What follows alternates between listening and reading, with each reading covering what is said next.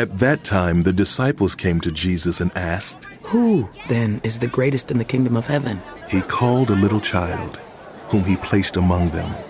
And he said, "Truly I tell you, unless you change and become like little children, you'll never enter the kingdom of heaven. Therefore, whoever takes a humble place, becoming like this child, is the greatest in the kingdom of heaven. And whoever welcomes one such child in my name welcomes me.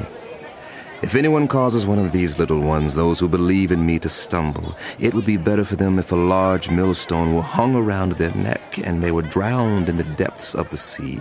Woe to the world because of the things that cause people to stumble. Such things must come, but woe to the person through whom they come.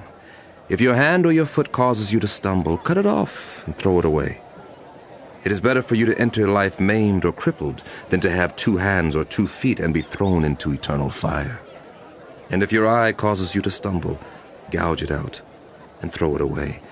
It is better for you to enter life with 1 eye than to have 2 eyes and be thrown into the fire of hell. See that you do not despise one of these little ones, for I tell you that their angels in heaven always see the face of my Father in heaven. What do you think? If a man owns 100 sheep and one of them wanders away, will he not leave the 99 on the hills and go to look for the one that wandered off? And if he finds it, truly I tell you, he is happier about that 1 sheep than about the 99 that did not wander off. In the same way, your Father in heaven is not willing that any of these little ones should perish. If a brother or sister sins, go and point out the fault, just between the 2 of you. If they listen to you, you have won them over. But if they will not listen, take 1 or 2 others along, so that every matter may be established by the testimony of 2 or 3 witnesses. If they still refuse to listen, tell it to the church. And if they refuse to listen even to the church, treat them as you would a pagan or a tax collector. Truly I tell you, whatever you bind on earth will be bound in heaven, and whatever you loose on earth will be loosed in heaven. Again, truly I tell you that if 2 of you on earth agree about anything you ask for, it will be done for you by my Father in heaven. For where 2 or 3 come together in my name, there am I with them." Then Peter came to Jesus and asked, "Lord, how many times shall I forgive someone who sins against me? Up to 7 times? I tell you, not 7 times, but 77 times. Therefore the kingdom of heaven is like a king who wanted to settle accounts with his servants.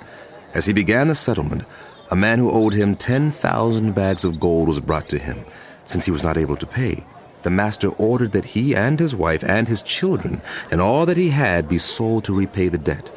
The servant fell on his knees before him. Be patient with me, he begged. and I will pay back everything. The servant's master took pity on him, canceled the debt, and let him go.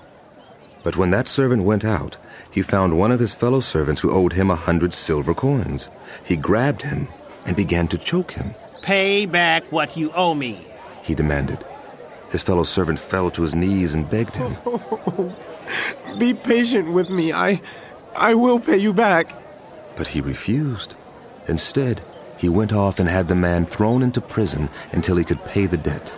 When the other servants saw what had happened, they were greatly distressed and went and told their master everything that had happened. Then the master called the servant in. "You wicked servant," he said, "I canceled all that debt of yours because you begged me to. Shouldn't you have had mercy on your fellow servant just as I had on you?"